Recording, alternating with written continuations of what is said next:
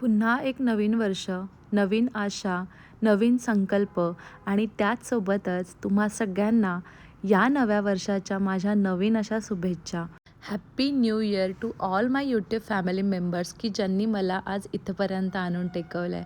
आणि खरंच सांगू का, इतका आनंद होतो आहे म्हणजे जे काही मागितलं होतं ना त्याच्यापेक्षा जास्त असं काही मला या वर्षाने दिलेलं होतं. आणि तसंच आता हे जे नवीन वर्ष आहे ना ते तसंच जाईल याची मी आशा करतेच आहे. कारण मला माझ्यापेक्षा जास्त माझ्या सबस्क्रायबर्सवरती, माझ्या यूट्यूब फॅमिलीवरती विश्वास आहे. तर प्रत्येक गृहिणी म्हणा किंवा आजकाल सगळेच एक संकल्प करून पुढे जात आहेत. तसंच म्हटलं, चला याच्याबद्दल थोडंसं बोलूया. तर या सगळ्या गप्पांसोबत माझ्या घरी जे काही पाहुणे येणार आहेत, त्यांच्यासाठी मी घर कसं मॅनेज करते, कशा काय-काय गोष्टी मी चेंज करायचा प्रयत्न करते, ते देखील सोबतच शेअर करते. आणि सोबतच किचनचा जो ओटा आहे, त्याचा देखील थोडासा लूक मला बदलायचा होता. म्हटलं ते देखील तुमच्यासोबत शेअर करते. या छोट्या-छोट्या गोष्टींनी आहे ना, आपल्या घरामधला जो बदल आहे ना, तो आपल्याला आनंद देतो आणि आपल्याला देखील इतकं वेगळं वाटतं ना काम करताना देखील. सो त्यासाठी हे सगळं काही करणं खरंच खूप गरजेचं आहे. आणि हाच नवीन संकल्प आपण म्हणू शकतो आपल्या जीवनातला. कारण आपलं रोजचं जे आयुष्य आहे किंवा आपल्याला रोजची जी कामं आहेत ना त्याच्यातून म्हणजे मी देखील तुमच्यातलीच एक आहे, त्याच्यामुळे समजून घेऊ शकते की त्याच रोजच्या कामांनी आपल्याला इतका कंटाळा येत असतो. त्याच्यामध्ये काहीच नवीन असं मोटिवेशन नसतं. सो म्हणून म्हटलं की त्याच्याबद्दल देखील आपण काही गोष्टी आज बोलूया. आत्तापर्यंत तर तुम्हाला लक्षात आलंच असेल की हे सगळे बदल मी का करत असते. आणि जर तुम्ही देखील या गोष्टींनी मोटिवेट झाला असाल किंवा तुम्ही देखील तुमच्या घरामध्ये थोडेफार चेंजेस केले असतील, तर तुम्हाला देखील तो बदल जाणवला असेल.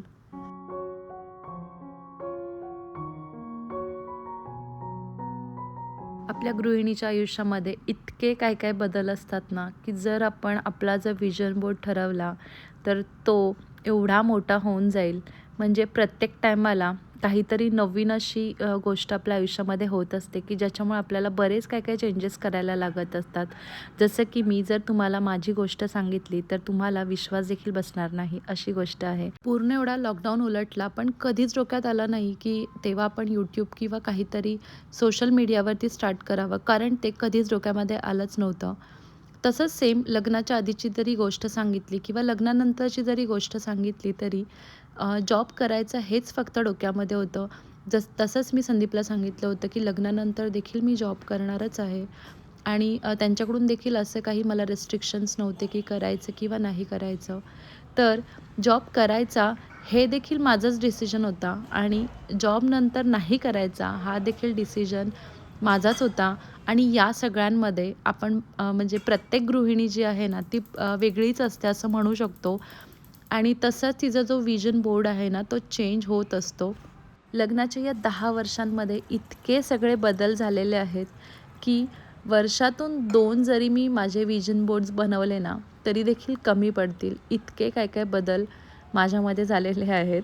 लग्नाआधी इंजिनिअरिंग झाल्यावरती लगेच 3 वर्ष जॉब केला आणि लग्नानंतर देखील 2 वर्ष व्यवस्थित असा जॉब केला. तिथे कुठेही ब्रेक पडलेला नाही. त्यानंतर आरुष झाल्यानंतर ठरवलं, की मुलाला खूप व्यवस्थित असा वेळ द्यावा म्हणून सगळं डोक्यातून काढून फक्त आणि फक्त त्याच्यावरती फोकस दिला. तेव्हा लॉकडाऊन झालं आणि माझा आरुष 2.5 वर्षाचा होता. पण तेव्हा देखील कधी डोक्यामध्ये आलं नाही, की चला आपण काहीतरी सोशल मीडियावरती स्टार्ट करूया. तेव्हा मात्र माझा विजन बोर्ड होता तो म्हणजे माझं मास्टर्स कंप्लीट करायचं. पोस्ट ग्रॅज्युएशन नंतर जे काही प्रमोशन होतं ते मला करून घ्यायचं होतं. सो तेव्हाचा जो विजन बोर्ड होता तो पूर्णपणे वेगळा होता. सो त्याच्यावरती फोकस करून मास्टर्स कंप्लीट केलं. ते झाल्यानंतर पुढच्या वर्षीचा विजन बोर्ड अगदी क्लिअर होता, की मास्टर्स कंप्लीट झाल्यानंतर लगेचच इंजिनिअरिंगला जॉब करायचा आणि ते देखील माझं सक्सेसफुली पार पडलं होतं. आणि या सगळ्यामध्ये मी खूप खुश होते. आणि त्यानंतर डोक्यामध्ये आलं ते म्हणजे सेकंड बेबी प्लॅन करूया.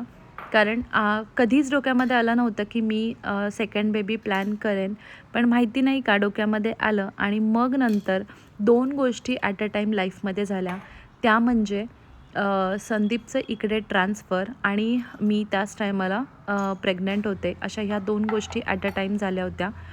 तर डोक्यामध्ये विचार केला होता, की हां, हे जे काही बदल आहेत ते आपल्या आयुष्यामध्ये होणार आहेत. सो चला पुण्यामध्ये नाही का होईना, हैदराबादमध्ये तर नक्कीच आपण इंजिनिअरिंग कॉलेजवरती जॉब करू शकतो, हा डिसिजन घेतला. तिथे मात्र माझा विजन बोर्ड इतका चेंज झाला, की जे काही प्रत्येक गोष्ट जी काही प्लॅन करत होते दरवर्षीची, तिथे मात्र माझं खूप काय-काय जे डिसअपॉइंटमेंट आहे ना, ती झाली होती. तर हा विचार पहिलेच डोक्यामध्ये चालू होता जेव्हा मी प्रेग्नंट होती, की मी हैदराबादला गेल्यानंतर मला परत असाच जॉब करता येणार आहे का? जसं मी आरुषला सासूबाईंकडे ठेवून जॉब करत होते एकदम फ्रीली, तसंच मी माझ्या मुलांना डे केअरला ठेवून जॉब करू शकते का? तेव्हापासूनच डोक्यामध्ये प्लॅन झाला होता आणि त्यानंतर म्हणजे हे सगळे काही विचार आहेत ना डोक्यामध्ये इतके घुमत होते, की आत्ता नक्की करायचं काय? इथे तर थांबू शकत नाही. कारण मी अशामधली आहे, की मला माझ्या सगळ्या लोकांसोबत एकत्र राहायचं आहे. संदीपचा प्लॅन चालला होता, की चल हैदराबादला मी एकटा जातो, तू इथे राहू शकतेस, घरातली सगळी माणसं आहेत, सगळं काही ॲडजस्ट होईल. पण मला ते करायचं नव्हतं. मला त्यांच्यासोबतच मूव्ह करायचं होतं. सो त्यांचं म्हणणं होतं, की तुला जर तुझं प्रोफेशन म्हणजे हेच ठेवायचं असेल तर ऑप्शन नाही आहे. कारण मुलांना ठेवून तर तू बाहेर जाऊ शकत नाही हैदराबादला. सो तू इथे थांबून जॉब करू शकते. पण मला ते बिलकुल पण मान्य नव्हतं. सो मी माझं फिक्स होतं, की मला हैदराबादला यायचं आहे. फक्त तिथे जाऊन काय करायचं हे फिक्स नव्हतं. पण जेव्हा माझी डिलिव्हरी झाली त्यानंतर माझं जो एक क्लिअर इमेज होती ना, की मला तिकडे गेल्यानंतर काहीतरी करायचं आहे. सो तिथून यायच्या आधी माझ्या डोक्यामध्ये होतं, की चला आपण यूट्यूब स्टार्ट करूया. तेव्हा माझ्या डोक्यामध्ये हे देखील नव्हतं, की मी याच्यामधून काही अर्निंग करीन किंवा जेवढं माझं तिकडे प्रोफेशनमध्ये जितकं माझं पेमेंट होतं, तितकं मला मिळेल. पण ज्या काही माझ्या कॉमन नीड्स आहेत, त्या फक्त माझ्या फुलफिल व्हाव्या एवढंच मी यूट्यूबकडून विचार केला होता. सो तो विचार करत मी इकडे आले आणि इथून सुरुवात झाली ती म्हणजे माझा पहिला यूट्यूब चॅनल की जो तुम्हाला माहिती असेल मे बी जे जुने सबस्क्रायबर्स असतील त्यांना. तो मी पहिले मराठीमध्येच होता. त्याला खूप छान असा रीच येत होता, पण माहिती नाही का मग मी त्याला हिंदीमध्ये ट्रान्सफर केलं. हिंदीमध्ये परत तसंच म्हणजे ठीक आहे, चांगले व्ह्यूज वगैरे येतात असंच चाललं होतं. पण त्याच्यातून मॉनिटाईज देखील झाला चॅनल.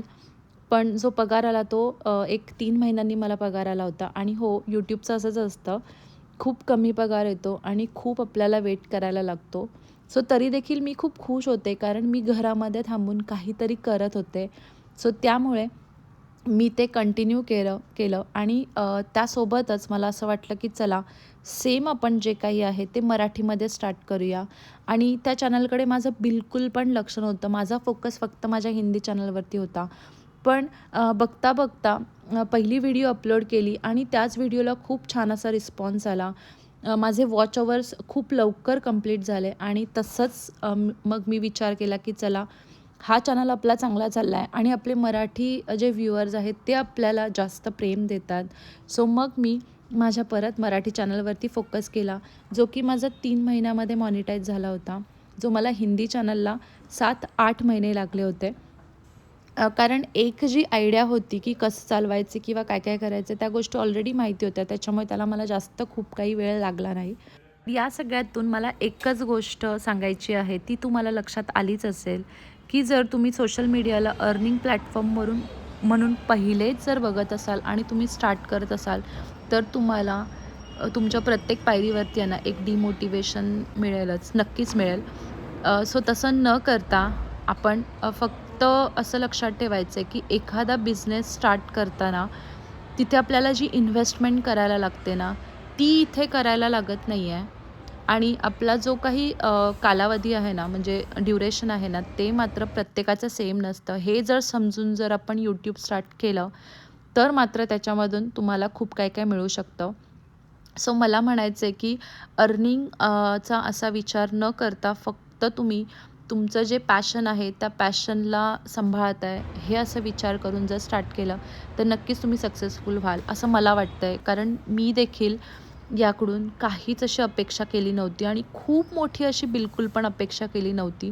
फक्त एवढं होतं, मी घरात बसून माझ्या मुलांना सांभाळून हे सगळं काही करते.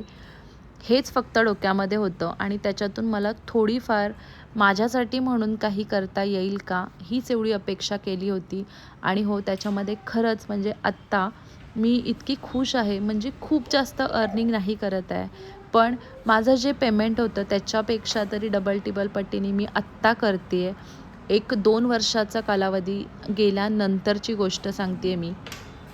जेव्हा स्टार्ट केलं होतं तेव्हा 0 अर्निंगपासून खूप मिनिमल अर्निंग, म्हणजे माझा जो पगार होता त्याच्या म्हणजे अर्ध्यापेक्षा कमी मला फर्स्ट अमाउंट आली होती यूट्यूबच्या पेमेंटची. पण तेव्हा अपेक्षा देखील केली नव्हती की मी आत्ता मंथली इतकं अर्निंग करते आहे. सो ह्या सगळ्या छोट्या-छोट्या गोष्टी आहेत. सो मला असं वाटतं की आपला जो विजन बोर्ड आहे ना, तो आपण फिक्स जरी नाही ठेवला, पण त्याच्यामध्ये थोडेफार जरी चेंजेस केले, तरी पण आपल्याला एक वेगळा आपला असा विजन बोर्ड तयार होतो. तर या गोष्टी तुमच्यासोबत शेअर करता करता मी माझं जे पॅशन आहे त्याचा फोकस नाही सोडलेला आहे. जसं की मी माझ्या पूर्ण म्हणजे गेस्ट रेडी होमसाठी लिव्हिंग रूमपासून पूर्ण एंट्रन्स डोअरपर्यंत खूप छान असं माझं जे घर आहे ते दिसत आहे. खूप छोट्या-छोट्या गोष्टी मी शेअर केलेल्या आहेत, जसं की होम डेकोरेशन, डायनिंग टेबल च्या चेअर्स, त्याच्यावरचे जे कवर आहे, ह्या सगळ्या गोष्टी घेताना देखील मी खूप विचार करून घेते. तर या सगळ्या जर्नीमध्ये थोडंसं डिमोटिवेशन, थोडासा त्रास तर सगळ्यांनाच होतो, त्यातली मी देखील आहे. मला देखील डिमोटिवेशन बऱ्याच वेळा आलेलं आहे, पण त्याच्यातून देखील आपण काहीतरी नवीन शिकतो असं वाटतं. तर अशा पद्धतीनं प्रत्येक वर्षीचा जो विजन बोर्ड आहे, तो ठरवलेला वेगळा होता, पण झालेला वेगळा आहे. पण त्याच्यामध्ये देखील मी खूप हॅपी होते. म्हणजे असं काही नव्हतं की चल माझं हे झालेलं नाही आहे, तर मी आता खूप जास्त डिप्रेस झालेली आहे. तसं तर कधीच झालेलं नाही आहे. जे काही आहे ना आपल्या आयुष्यामध्ये ते ॲक्सेप्ट करणं खूप महत्त्वाचं आहे. जर आपण त्या गोष्टी ॲक्सेप्ट केल्या नाहीत ना, तर बाकी कुणाला काहीच फरक पडत नाही. फरक पडतो तर आपल्यावरती, आपल्या बॉडीवरती. सो मला असं वाटतं आहे की जे काही आपल्या आयुष्यामध्ये होतं ना, ते ॲक्सेप्ट करणं खूप जास्त महत्त्वाचं आहे. एखादी एक इंजिनियर मुलगी असून ह्या सगळ्या गोष्टींचा मला काहीच कमीपणा वाटत नाही. कधी माझी हेल्पर नाही आली, तर मी भांडी देखील घासते. आणि आत्ता तर तुम्ही बघताच माझ्या घरामध्ये डिशवॉशर आहे. तरी पण माझ्याकडे भांड्यांसाठी हेल्पर नाही आहे. जे काही भांडे डिशवॉशरमध्ये नाही धुतले जात, ते मी हाताने धुते आणि मला याचं काहीच वाटत नाही. हे एक मला माझ्यामधला पॉझिटिव्ह पॉईंट वाटतो, की पैसा असून पण ह्या गोष्टी करायला खूप काही माणसं आजकाल आहेत. जे काही नाही होत ते तर मी हाऊस हेल्प करून घेते. असं नाही बोलत आहे, की सगळंच मी करू शकते. जेवढं जमते तेवढं करते. घर खूप मोठं आहे, हे मॅनेज करणं खूप डिफिकल्ट आहे. सो जेव्हा असं वाटतं ना, तेव्हा मात्र मी नक्कीच मदत घेते. सो ह्या छोट्या-छोट्या गोष्टींमधून मी मात्र स्वतः खूप हॅप्पी राहायचा प्रयत्न करते. त्यानंतर अजून एक प्रत्येक व्हिडिओच्या खाली एक कमेंट असते, ती म्हणजे एवढं मोठं घर कसं काय मॅनेज करता?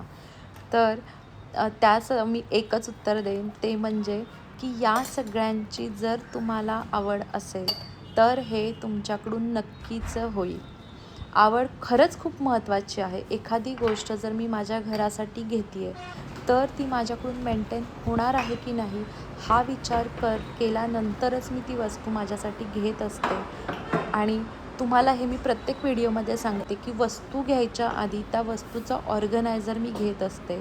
सो त्यामुळे ह्या सगळ्या गोष्टींची आवड आणि ते कसं ठेवायचं याचं थोड्याफार ट्रिक्स जर आल्या ना, तर या सगळ्या गोष्टी होऊन जातात. मला रेसिपीज खूप काय वेगळ्या येत नाहीत, पण मी जितक्या काही अशा युनिक रेसिपीज आहेत किंवा सिंपल म्हणा, मी खूप जास्त अशा डिफिकल्ट रेसिपीज ट्राय करत नाही. सो त्या ज्या काही आहेत किंवा ज्या मला सिंपल वाटतात, त्या मी तुमच्यासोबत शेअर करते. त्याच्यामध्ये त्या हेल्दी असू दे किंवा अनहेल्दी असू दे, पण बाहेरचं खाण्यापेक्षा नक्कीच ती अनहेल्दी गोष्ट घरामध्ये बनवली तर ती हेल्दीच बनून जाते. सो अशा काही गोष्टी आहेत, त्या मी तुमच्यासोबत शेअर करते. माझं जे डेली रुटीन आहे ते तुम्हाला आवडतं, कारण त्याच्यामध्ये देखील काहीतरी अशा गोष्टी आहेत की ज्या तुम्हाला नक्की मोटिवेट करत असतील. म्हणूनच तुम्ही मला आत्तापर्यंत इतकं प्रेम दिलेलं आहे. मी हे सगळं काही मागच्या वर्षीचं सांगते. या पुढच्या वर्षी देखील मला माहिती आहे की तुम्ही मला खूप सारं प्रेम देणार आहात. जसं की आता इथे तुम्हाला सांगायची एक गोष्ट झाली ती म्हणजे ही जी रॅक आहे त्याला मला थोडासा असा वेगळा लुक करायचा होता. म्हणजे जसं की ही वुडन रॅक आहे त्याच्यावरती सगळं काही मला व्हाईट कलरच्या ज्या काही गोष्टी आहेत त्या ठेवायच्या होत्या.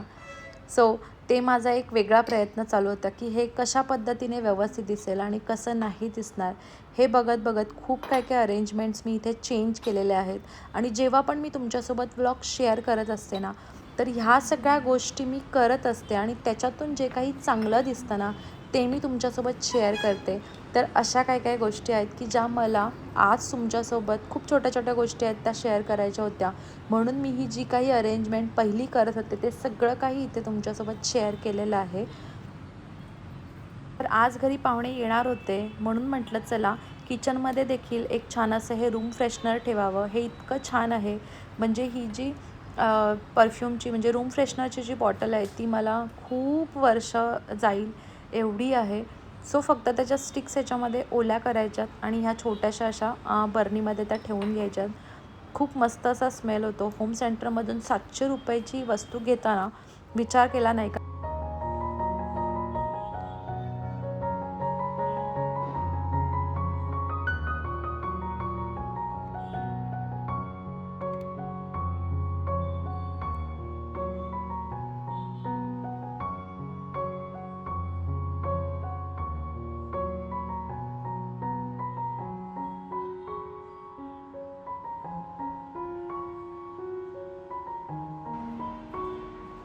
पाहुणे घरी येणार म्हणून लिव्हिंग रूम आणि डायनिंग रूम फक्त स्वच्छ न करता मी माझं किचन देखील तशा पद्धतीने ठेवते.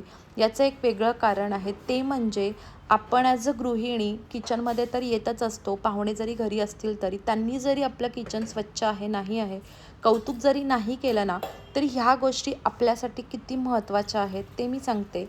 जसं की आपलं पूर्ण काम आहे ते किचनमध्येच असतं आणि पाहुणे घरी येणार म्हटल्यावरती तिथे जर पसारा दिसला तर ती आपली चिडचिड खूप जास्त होते. सो ती नाही व्हायला पाहिजे म्हणून फक्त आपल्याला आपलं जे किचन आहे ते व्यवस्थित असं ठेवून घ्यायचं आहे.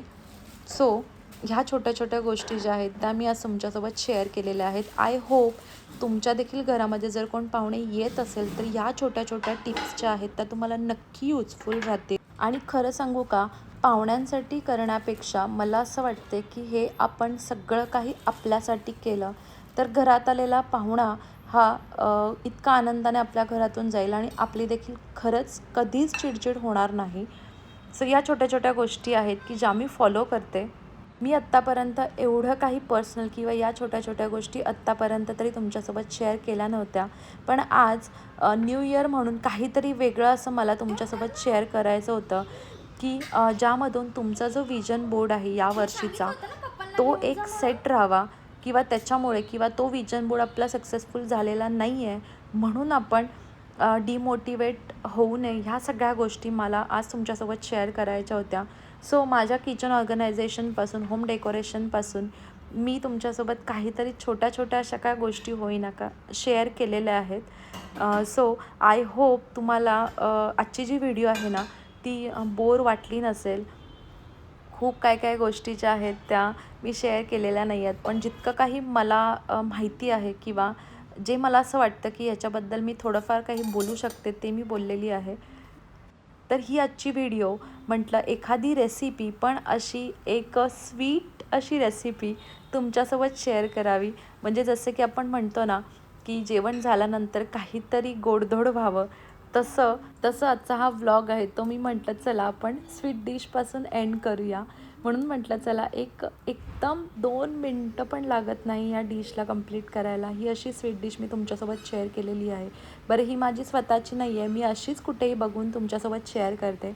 ब्रेड्स घेतलेले आहेत त्याला असं चौकोनी कट केलं आहे आणि तुपामध्ये छान असे क्रिस्पी होईपर्यंत तळून नाही भाजून तुम्ही भाजून देखील घेऊ शकता असे घेतलेले आहेत. आणि काही नाही दूध तापवून घेतलं आहे त्या दुधामध्ये थोडीशी कस्टर्ड पावडर टाकले. तुमच्याकडे कस्टर्ड पावडर नसेल तरी तुम्ही कॉर्न स्टार्च आणि थोडासा व्हॅनिला एसेन्स देखील टाकू शकता.